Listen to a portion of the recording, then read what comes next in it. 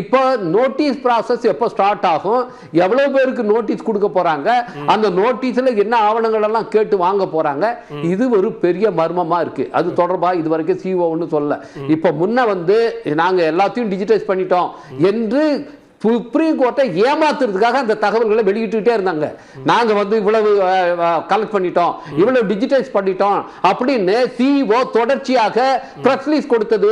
உச்ச நீதிமன்றத்தில் இது தொடர்பாக வழக்கு நடந்து கொண்டிருக்கு. தமிழ்நாடு தொடர்பாக திமுக பிசிக எல்லாரும் நாங்க வழக்கு போட்டிருக்கோம்.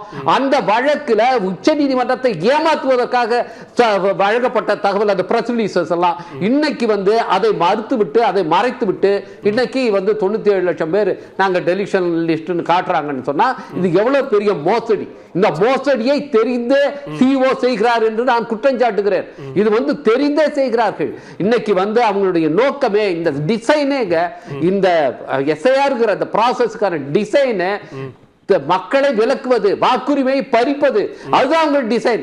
இதை வந்து நீங்க எல்லாத்தோடையும் சேர்த்து பார்க்கணும். பாஜக கவர்மெண்டோடைய மற்ற ஆக்டிவிட்டியோட சேர்த்து பார்க்கணும். இன்னைக்கு 100 நாள் வேலை என்பதை வந்து எப்படி வந்து இன்னைக்கு ஒழித்து கட்டி இன்னைக்கு அதுல பயன்பட்டு கொண்டிருந்த கோடிக்கணக்கான மக்களை விலக்குறாங்க.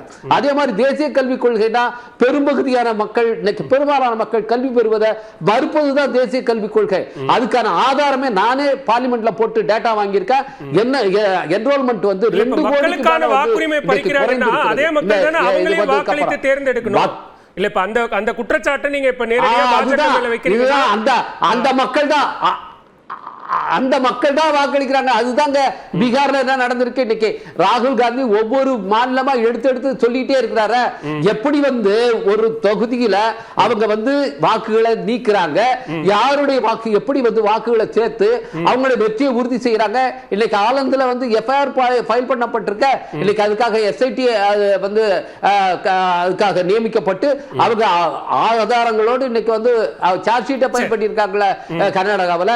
இன்னைக்கு ஒவ்வொரு மாநிலத்திலும் அந்த டேட்டாவோட அவர் வந்து சொல்றார். இதுவரைக்கும் தேர்தல் ஆணையம் அதை மறுத்து ஒரு வார்த்தை சொல்லியிருக்கா.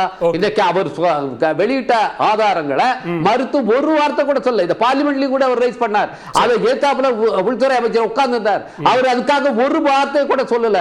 நீங்க அது மாதிரி சொல்லிட்டு நாங்க தமிழ்நாட்டையும் கேரளாவையும் நாங்க ஜெயிக்க போறோம் அப்படி என்று தான் சொன்னார். எப்படி ஜெயிப்பீங்க? இது மாதிரி மோசடி பண்ணி தான் ஜெயிப்பீங்க அப்படிங்கறதா இதனுடைய மீனிங்கா? அதுதான் நாம கேட்கிறோம். இந்த டோட்டல் ப்ராசஸ் வாக்குரிமை பறிப்பதுதான். வாக்குரிமை பறிப்பதற்கு தேர்தல் ஆணையமே பயன்படுத்தப்படுவதுங்கிறதா மிகப்பெரிய சோகமான விஷயம்.